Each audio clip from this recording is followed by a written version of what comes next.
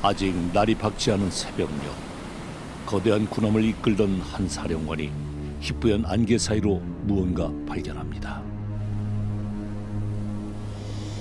작은 고깃뼈 같은데? 자칫 방심했다가는 금세 부딪힐 듯 점점 가까워지는 상대를 향해 그는 무전기를 들었습니다. 나는 이 군함의 사령관이요. 지금 당장 배의 방향을 바꾸시오. 그러나 무전기 너머에서는 뜻밖의 답변이 들려옵니다. 군함을 돌리십시오. 어서! 나는 사령관이요. 부딪히기 전에 배를 당장 돌리시오.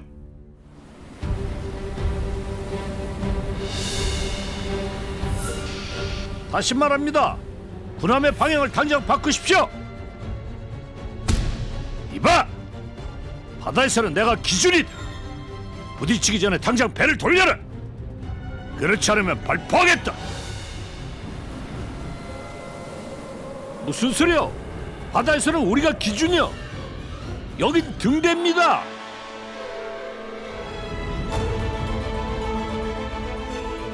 그제야 자신 앞에 있던 것이 작은 배가 아닌 항로의 표지가 되는 등대였다는 사실을 깨닫습니다.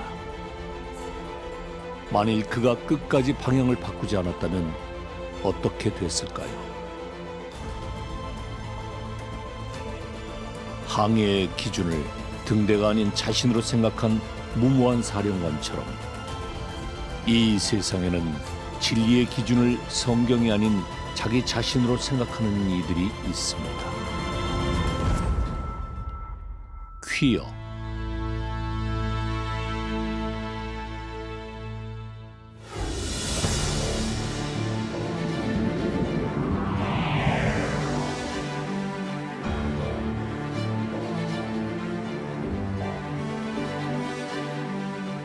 과학의 발전으로 인류는 더 편리하고 풍요로운 생활을 누리게 됐습니다. 그러나 그에 따른 그림자도 있었죠. 16세기 르네상스가 일어나면서 17세기 이렇게 하면서 소위 자연과학이 발달을 하기 시작하죠. 그러니까 자연과학에서 속속들이 많은 것들이 이제 과학적으로 해명이 되니까 이전에 기적으로 여겨졌던 것들이 과학적으로 해명되는 것들이 많이 나타나기 시작한 겁니다. 신앙은 유지는 해야 되겠는데 과학과 이게 불일치하는 거죠. 그래서 현대인을 설득하기 위해서는 신학을, 성경을 과학에 맞추다 보니까 성경이 왜곡되는 일이 발생합니다.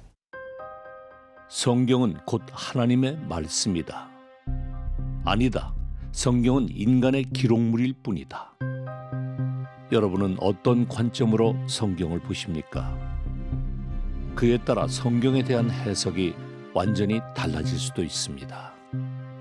신학에는 성경을 하나님의 말씀으로 믿는 정통신학과 인간의 기록물로 보는 자유주의 신학이 있습니다. 모든 중요한 교리를 뒷받침하는 것이 바로 이 성경의 영감, 무오성의 교리입니다. 성경의 무오성이란 성경이 구원의 지침으로서 완전하고 오류가 없다는 의미입니다. 우리 손에 있는 성경은 거룩하시고 전능하신 하나님의 뜻을 온전하게 전달하는 하나님의 말씀입니다. 성경 전체에 오류가 없다는 성경의 무오성을 전적으로 신뢰하는 정통신학. 그렇다면 성경을 신의 말씀이 아닌 인간의 기록물로 바라보는 자유주의 신학은 어떨까요? 자유주의 신학은 사실은 이제 임마누엘 칸트의 비판 철학으로부터 시작이 된 거거든요. 임마누엘 칸트는 근대 계몽주의를 정점에 올려놓은 프로이센의 철학자입니다. 순수 이성을 가지고 이 세계에 대해서 어느 정도나 알 수 있는가에 대해서 관심을 기울이기 시작했거든요. 청중들이 이런 형이사학적인 세계에 대해서 받아들이려고 하지 않으니까 아예 형이사학적 세계를 이야기하지 않거나 아니면 청중들이 이해할 수 있는 합리적인 개념으로 다 바꿔가지고 기독교 교리들을 전부 세계 내적인 그런 개념으로 다 환원시킨다는 뜻이거든요. 현대인들이 부담을 느끼지 않는 것으로 다 만들어가지고 바꿔보자. 사람들은 성경을 통해 인간을 향한 하나님의 뜻을 찾는 것이 아니라 현 시대를 반영하는 철학의 하나로 사용하기 시작했습니다. 자유주의 신학으로 분류되는 신학의 종류는 매우 다양합니다.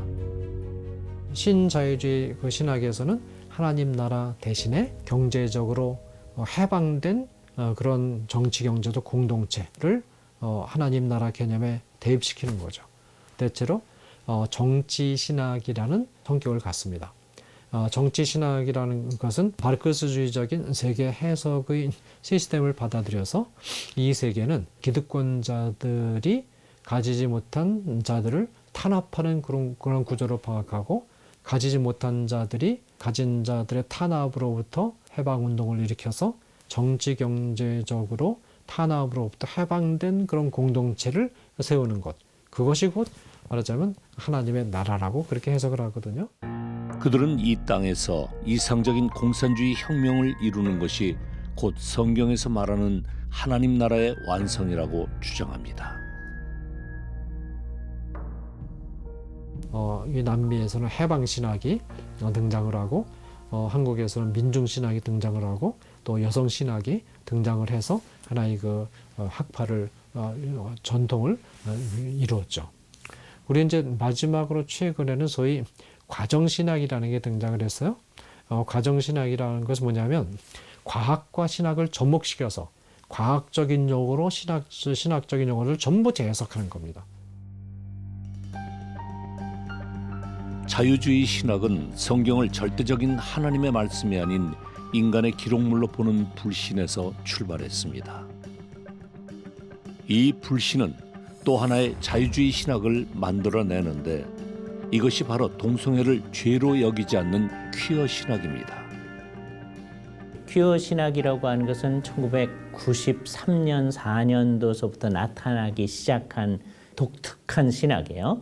이게 신학인가에 대한 이제 질문도 있게 되어지죠. 그 전에 소위 동성애 문제를 중심으로 해서 게이 신학, 레즈비언 신학 이런 얘기가 나온 게 1970년대에서부터 쭉 나오기 시작했던 거예요. 그러니까 기존의 신학을 해체해 나아가는 포스트 모던적 신학의 한 부분이 이 퀴어 신학이니까 우리가 그런 식으로 해야만 한다라고 얘기를 하는 거죠. 퀴어 신학은 미셸 푸코, 게일 루빈, 주디스 버틀러와 같은 구조주의 사상가들의 영향을 받아 성장했는데요. 이들은 어떻게 동성애가 죄가 아니라는 주장을 펼치게 된 걸까요? 퀴어 신학의 교리는 교회에서 선포하는 복음의 핵심을 완전히 해체시킵니다. 먼저 휴 몬테피오르라고 하는 신학자를 보면 1967년에 예수 하나님의 계시라는 논문을 쓰면서 예수님의 어린 시절에 대한 재해석을 하고, 예수님께서 게이였기 때문에 결혼을 하지 않으셨고 가난하고 병든 사람들과 함께 있었던 그런 이유 역시 예수님이 게이였다는 정체성을 말해주는 것이라고 자기적인 주장을 하고 있습니다.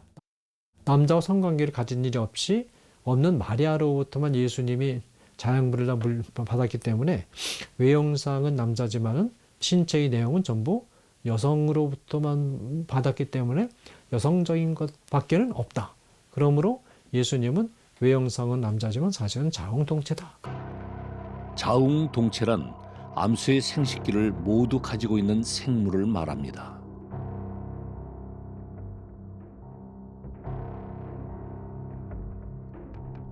입에 담기도 힘든 예수님에 대한 신성 모독은 여기서 끝나지 않습니다.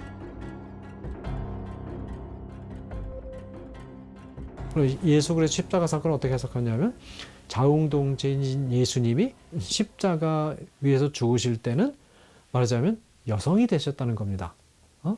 그 자웅동체라는 게 남성도 됐다가 여성도 됐다가 할 수 있는 거 아니겠어요? 여성이 됐다는 겁니다. 그 증거가 뭐냐면 예수님 옆구리에 상처가 나가지고 상처가 깊이 났고 거기서 물과 피가 흘러나왔잖아요. 그리고 이제 상처가 났으니까 거기 조금 부풀어 올랐을 거 아니에요? 그게 바로 뭐냐면 여성의 성기다. 그렇게 해서 예수님을 여성이 됐다. 그렇게 해석을 하는 것이고, 구원에 관한 관념도 달라지는 거예요. 그리스도를 믿음으로써 우리의 죄를 용서받고 구원받는다라고 하는 것을 전통적으로는 구원이라고 했다면 이 사람들은 이런 새로운 삶의 경험을 통하여서 더 나은 대로 나아가는 것, 그것이 진정한 구원이다라고 얘기를 하는 거예요. 종말도 이제 바뀌어집니다. 섹스 카톨로지라는 용어를 그 사람들이 만들어냈는데 결국에 있어서는 그 모든 성적인 제한을 벗어나서 사람들이 관여하게 되는 그런 미래가 올 것이다. 예수님께서 인류의 죄를 대속하신 십자가 사건과 구원, 하나님의 심판이 있는 종말에 대한 말씀까지 음란한 해석으로 일관하는 퀴어 신학은 부활의 참 의미도 심각하게 왜곡합니다.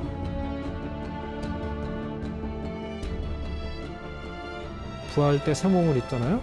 그걸 어떻게 해석하냐면 예수님이 부활하신 뒤에는 나 이제 그동안 남성성, 여성성을 왔다 갔다 하는 좀 불완전했단 말이에요. 이제는 생물학적인 성 정체성을 완전히 벗어나서 남성과 여성 사이를 자유롭게 오갈 수 있는 그런 존재로 됐다. 이렇듯 퀴어 신학은 동성애를 비롯한 성적인 죄를 합리화하기 위해 거룩한 성경의 진리를 훼손하고 있습니다. 심지어 어떤 분들은 삼위일체라고 하는 것이 뭐냐, 성부, 성자, 성령 그 얘기를 하지만 동시에 이런 성 정체성이 다른 사람들이 쓰리썸을 하는 경험을 하는 것, 그게 삼위일체와 연관되어진다라고까지 얘기를 하는 겁니다. 도마가 예수님의 옆구리에 난 창에 찔린 그 상처에 손을 넣는 사건을 여성의 입장에 서서 도마와 더불어 동성애적인 사랑을 주고받은 사건이라고 그렇게 해석하기도 합니다. 다윗과 요나단이 정말 뜨겁게 사랑했다고 하는 게 이게 아주 대표적인 동성애적 관계라고 생각을 하고 성경은 이것을 지지한다고 얘기를 하는 거예요. 룻과 나오미의 관계도 이 둘 사이에 동성애적 관계가 있는 것이다 라고 얘기하고 보아스를 사용해서 동성애인들이 자녀를 얻을 수 있는 가능성이 보아스를 사용해 가지고서는 얻게 되어졌다라고 해석을 하는 거예요. 이분들이 이제 성경 주석도 써냈거든요. 신구약에서 동성애적 사랑을 인정하고 있고 예수님 역시 동성애자며 십자가에서 성전환을 했고 부활 후 예수님께서 성전환이 자유로운 다전너가 되셨다는 해괴한 주장. 퀴어 신학은 이것을 복음이라고 말합니다. 많은 교회와 성도들이 이 충격적인 주장에 대해 굳이 알고 싶지 않을 수도 있습니다. 그러나 이 모든 것이 동성애는 죄가 아니라는 그릇된 시각에서 비롯된 결과라는 걸 기억하며 왜곡된 진리를 바로잡기 위해 우리는 성경의 진실된 가르침을 보다 분명히 알아야 합니다.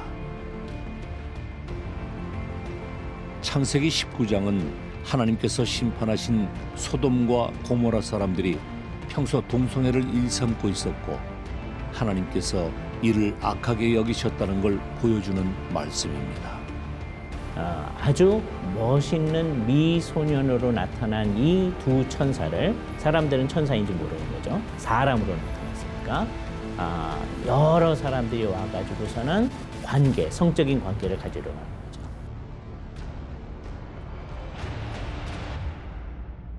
우리가 그들과 우리말로는 상관하리라 이렇게 번역되어 있잖아요. 그 뜻이 뭐냐 하면 우리가 그들을 알리라라는 직역하면 알리라는 말이에요. 야다라는 말인데 그 안다라는 말은 그 함의가 뭐냐 하면 아담이 하와를 알매 가인을 낳았더라 할 때 안다라는 말이거든요.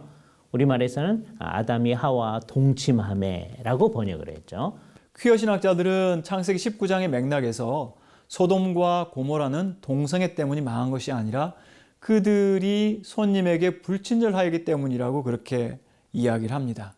혹은 강간의 시도 때문에 망한 것이지 동성애 때문이 아니라고 이야기를 하기도 합니다.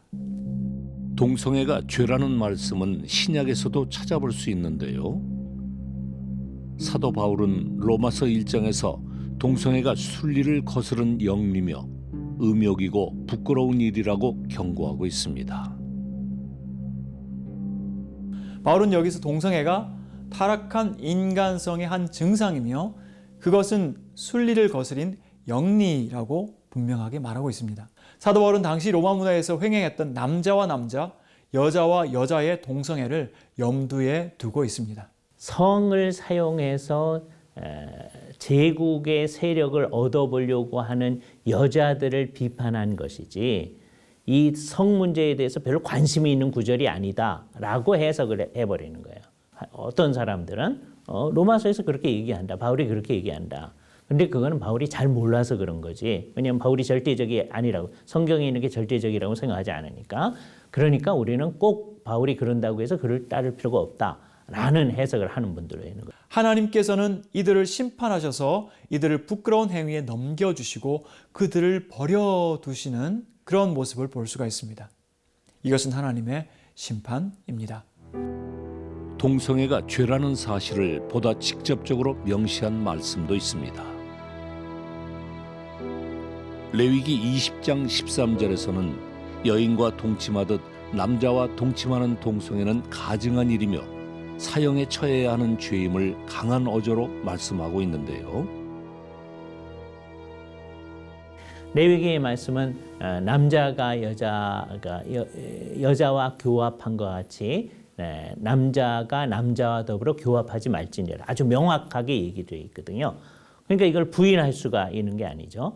그런데도 이런 구절들을 그거는 이방 신전에서의 문제와 관련된 것이든지 아니면 이 사람들의 정결 예법과 관련된 얘기지 신약 시대에 있는 우리하고는 전혀 상관이 없는 거다라고 해석을 해버리거든요. 하지만 전통적인 해석은 이렇습니다. 성경의 정결법은 비자발적인 상태를 지칭합니다. 다시 말하면 여성의 출산이라든지 남성들의 정액 배출이라든지 월경 이런 것들이 정결법에 해당하는 것이고 이것은 시간이 지나면 저절로 해결되는 것입니다. 하지만 동성애 행위는 토에바, 다시 말하면 가증스러운 행위였습니다. 제의적인 부정은 목욕과 희생제물을 통해 정결해졌지만 동성애는 사형의 형벌에 처해졌습니다. 그만큼 심각하게 받아들인 죄였습니다. 성경은 신구약에서 반복적으로 동성애가 죄라는 걸 명확하게 말하고 있습니다. 그럼에도 불구하고 이에 반하는 신학적 논문이 끊임없이 등장하는 이유는 무엇일까요? 그래서 깜짝 놀랐습니다. 나온 논문들의 한 7, 80%가 동성애는 죄가 아니다예요. 그래서 왜 그렇게 됐나를 봤는데 흥미로운 것은 동성애가 죄가 아니다고 쓴 신학자들이 여러 편의 논문을 썼어요. 그리고 이 사람들이 이 논문 외에는 안 씁니다. 알고 봤더니 상당수 동성애자예요. 그러니까 편수로 말하면 다수인데 실제 내용에 있어서는 일반 신학자들은 그 성경 구절 몇 구절에 그렇게 집중적으로 평생을 걸지는 않거든요. 신학을 하는 목적이 하나님 말씀에 순종하려는 것이냐 아니면 자기의 어떤 잘못을 정당화하려고 하는 방식으로 신학을 하느냐 이런 두 번째 방식으로 신학을 하면 이게 신학의 타락이 이루어지겠구나 하는 생각을 이제 하게 된 겁니다. 퀴어 신학은 동성애를 합리화시키기 위해 성경의 진리를 심각하게 왜곡하고 있습니다.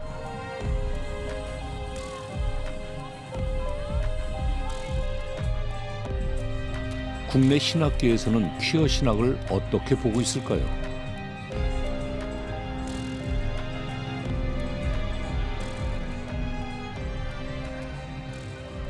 일부 성적 취향을 공유하는 사람들의 인권을 종교적으로 지지하기 위해서 만든 선별적이고 인위적인 신학이라고 이야기할 수 있겠습니다. 현재를 합리화하기 위해서 오랜 역사와 뿌리를 가진 성경 텍스트를 변경하고 성경 해석의 전통을 부정하는 무모한 해체주의 신학이라고 말할 수 있습니다. 예수님의 구속 사건을 심각하게 손상을 가하는 것이기 때문에 이것은 신학의 다양한 건전한 분파들 가운데 하나가 아니고 신성 모독에 해당되는 것이고 성령 회방죄에 해당되는 것이지 대화를 할 수 있는 그런 신학의 분과는 결코 아니라는 것. 이것이 바로 퀴어 신학의 실체입니다. 이거는 결국 성경대로 예수님을 안 믿는 거다라고 얘기를 해야 됩니다.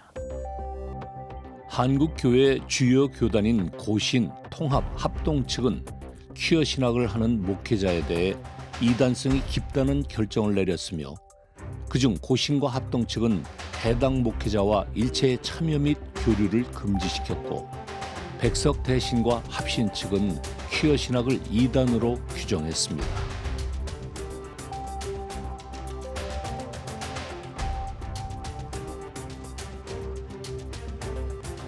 그렇다면 해외의 경우 동성애를 옹호하는 퀴어 신학에 대해 어떤 시각을 갖고 있을까요?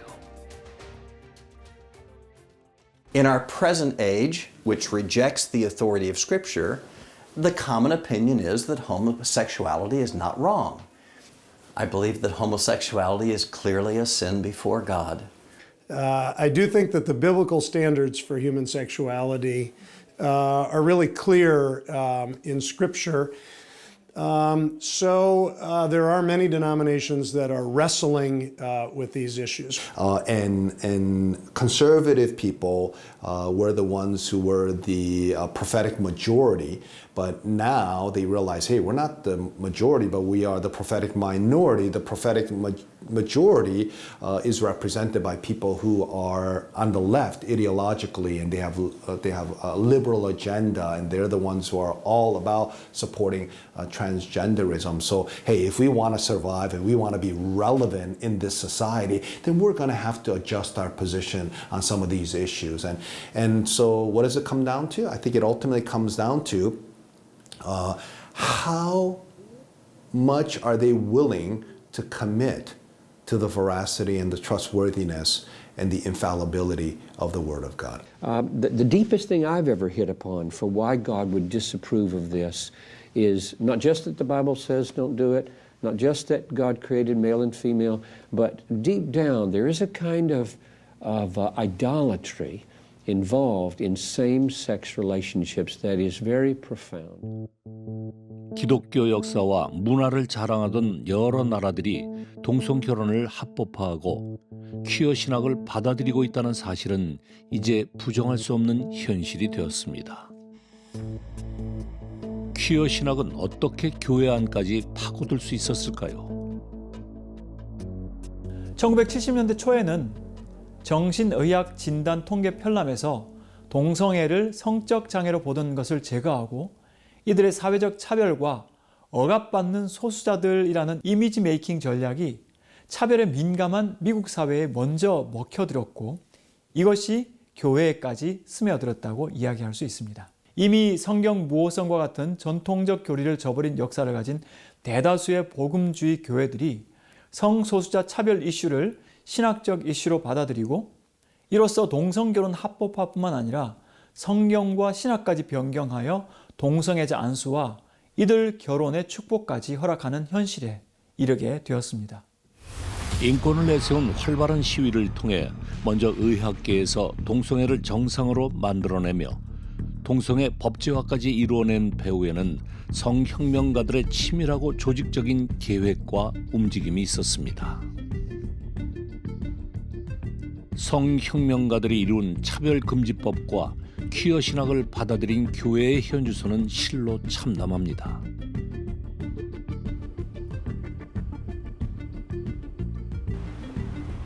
영국 교회의 경우 한국을 비롯한 세계 열방에 선교의 불을 지폈다는 것이 무색할 정도로 복음의 능력을 점점 잃어가고 있습니다.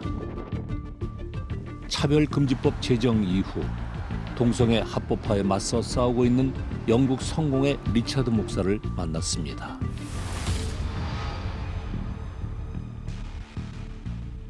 That we have been given at birth, and increasingly in Western culture, the ideology is that we have the right to choose our own gender and our own sexual behavior, and there's a tremendous gospel of self-esteem in which we are to regard ourselves as primary in our thinking and to serve ourselves with our lives. That is, of course, opposed to what the Bible says. But unfortunately, many of the mainstream church denominations in the West have been influenced by that ideology. And in England, there is a long-established church called the Church of England, which back in the 16th century was established in this country as a reformed evangelical church. But I'm afraid many of the clergy of the Church of England have long abandoned the Bible and its principles. And I'm afraid the statistics are very worrying. I think the figures show that 1/4 of Anglican clergy do not believe that Jesus died for our sins on the cross. 1/3 of Anglican clergy don't believe that Jesus rose from the dead, and 1/2 of Anglican clergy don't believe that Jesus is the only way to salvation. We had to make a stand as a church in 2005 when it was suggested that homosexual practice should be respected. We made a stand, and it is true that my license as a minister was removed. But nevertheless, the law has been changed across the country, and same-sex marriage is now allowed. But we are all worried that the law will soon be changed. And if the law is changed, then many evangelical pastors will have to leave the Church of England. However, if we do so in public, particularly if people say anything about sexual behaviour on the streets, you could be arrested and questioned. Christian speakers are increasingly being deplatformed and not allowed to speak. Indeed in Parliament and in other places. And so do pray for us.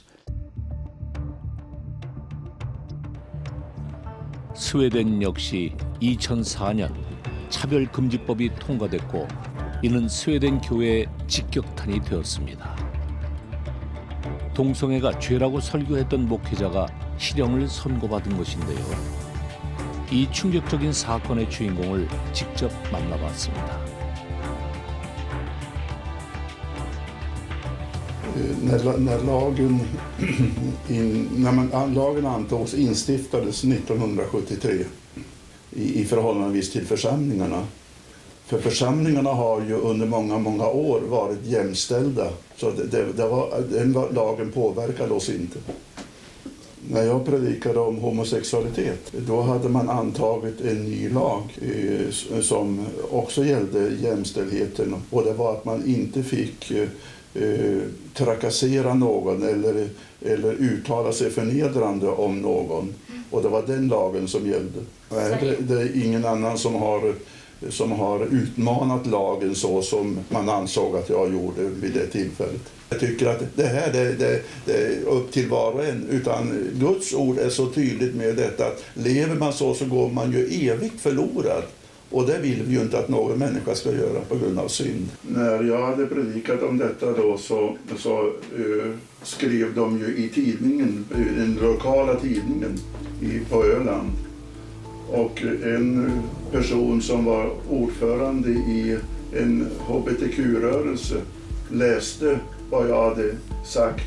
Och då gick han till polisstationen och anmälde mig till polisen då för att jag hade kränkt honom och de homosexuella.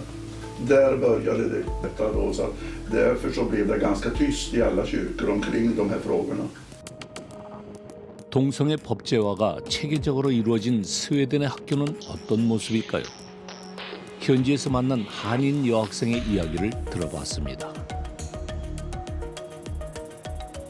전반적으로 동성애를 매우 지지하고 있는 그런 학교 환경에서 살고 있고, 그 안에서 이제 기독교인들, 크리스찬들은 사실 매우 적습니다. 저희 반에서도 저가 이제 딱 기독교인, 저 혼자이고, 이제 저희 학교에서도 동성애 연인이라든지 게이나 레즈비언 그런 게 사실 되게 흔하고요.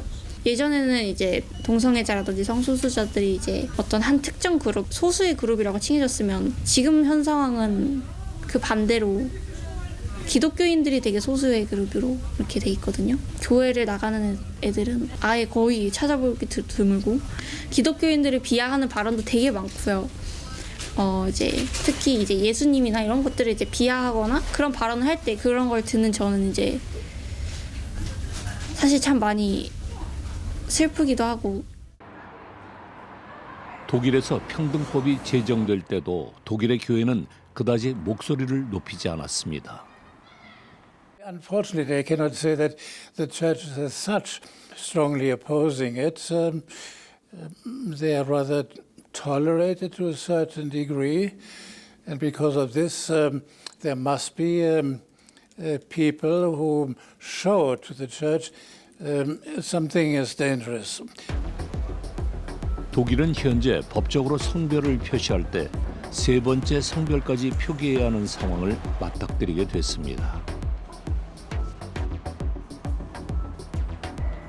결국 성혁명가들이 비밀스러운 움직임으로 만든 차별금지법과 퀴어 신학을 받아들인 국가의 대다수 교회들은 현재 그 세력이 크게 약화되거나 박해를 받을 수밖에 없는 상황에 처하게 됐습니다.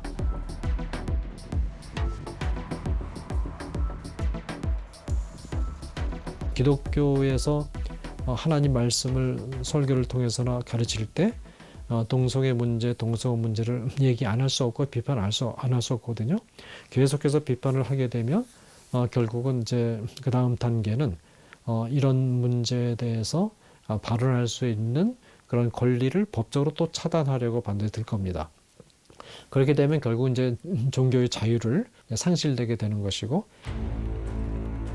신공산주의 성혁명가들의 교회를 향한 퀴어 신학과 차별금지법의 공격으로 종교의 자유를 잃을 수도 있는 상황 속에서 교회는 어떻게 대처해야 할까요? 국가가 기독교적인 그 가치와 정면 충돌하는, 도덕적으로도 용인받을 수 없는 그런 가치를 국가가 추구하고 그런 가치를 교회를 향해서 강요하고 국민들에게 강요할 때는 기독교인들은 거기에 대해서 저항할 그런 권리가 있습니다.